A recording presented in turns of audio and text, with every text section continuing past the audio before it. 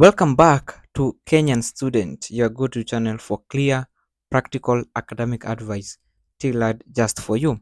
If this is your first time here, you've just landed on the seventh and final episode of our powerful series. KUCCPS Rejected You? Watch this. In this series, we've been uncovering 7 real, legal, and smart alternatives for students who feel stuck, rejected, or even just confused after the KUCCPS placement results. If you have not watched the first episode, I highly recommend you check it out right after this. It gives you a full roadmap, a compass to navigate the storm KUCCPS may have thrown you away. I will leave the link in the description and at the top right corner right now. So, now before we dive into today's final alternative, let me ask you something. Do you know that 98% of the people watching this video right now are not subscribed? I know, it shocked me too. If you found even one thing helpful in this series, subscribing is a small way to say thank you and a big way to make sure you never miss another opportunity in your academic life.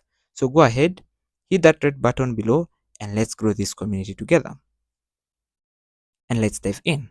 What is deferment is the question. Now, let's talk about what might be your last and most flexible option if KUCCPS has failed you or if life has taken an unexpected turn. It's called deferment. Deferment is a formal way of pausing your admission.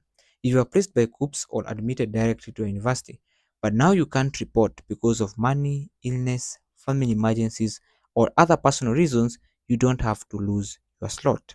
Instead, deferment lets you say, "Hey, university, I still want to come, just not now." And if done correctly, the school holds your place for a future intake. Okay, so how does it work? Now, and of course, we have the eligibility and the application process, right? So let's use the University of Nairobi, for instance, as an example. So here's what that deferment will look like. You write a letter or fill out a form. In the UN, they call it the form J1 stroke 1B, which is included in your joining instructions. So you'll find that form in your joining instructions so they know. So that if you find it and you feel like you need to defer, then you'll fill that form instead. Okay, then you will submit that to the academic registrar at least 1 week before the registration begins. At least 1 week. Okay, so before other people get to be admitted, at least it's good to submit it. So once approved, you will get an official letter of deferment confirming that your slot has been secured. That is very, very important. Don't sit there and assume that they will see you are not in the list, and then they will say, let's give him or her 1 year without even asking questions. I mean, this is a university and they will just move on. They will just move on. Okay. So it's important for you to actually ensure that you receive that official communication to show that indeed you have actually deferred.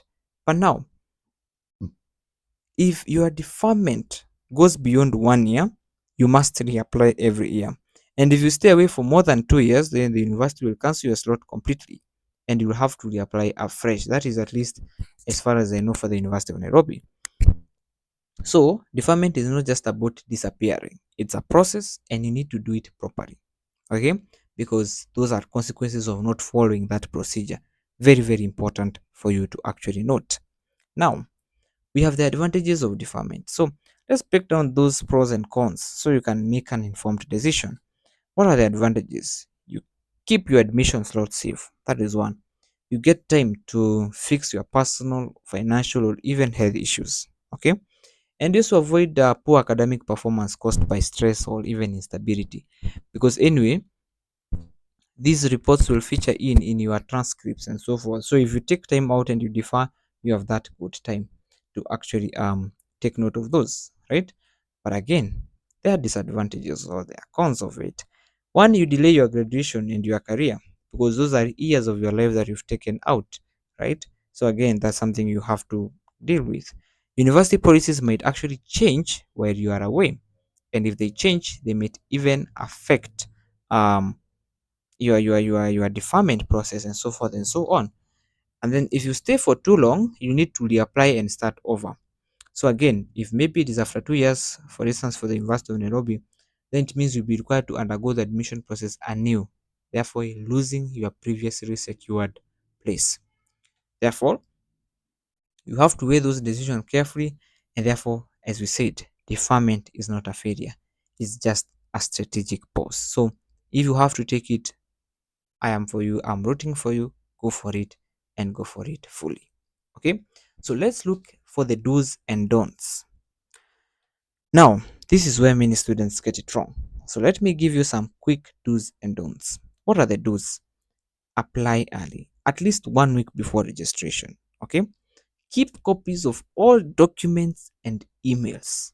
That one I have to repeat. Keep copies of all documents and emails. Put them well.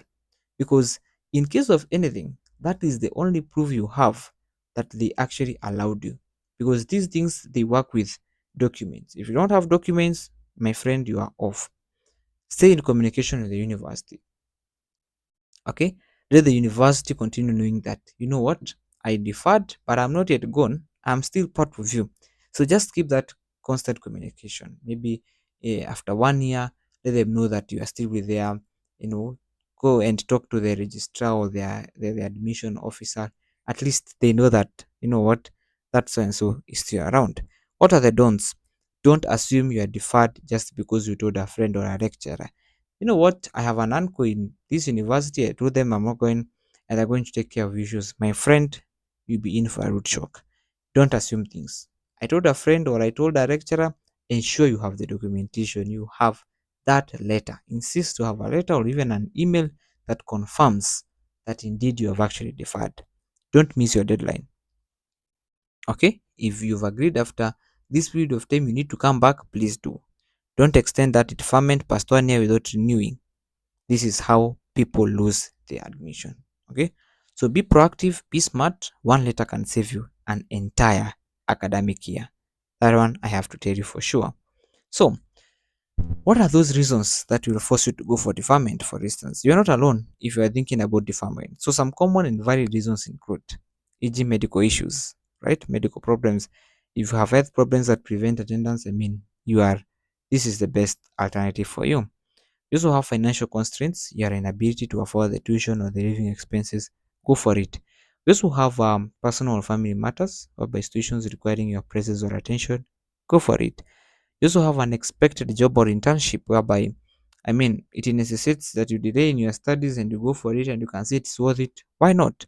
So you are human and life does not always follow KUCCPS calendar. Anyway, that's why deferment exists. So use it wisely. Okay. Therefore, so there you have it. The seventh and the final way out if KUCCPS rejected you, or if life just is not cooperating this year. We've covered, name them, inter-university transfer, the private universities, the scholarships, the online courses, and now the deferment. If you have not watched the full series, do yourself a favor. Binge them all tonight. I promise it's better than sitting with stress or confusion. Links are in the description. And once again, don't forget to subscribe because the next series might just be the one that changes your academic destiny. Drop a comment below. Would you consider deferment or do you feel like it's delaying your dreams? Let's start a powerful conversation in the comments. I'll see you in the next video. Peace and purpose, my fellow Kenyan student. Let's call it a day. See you then.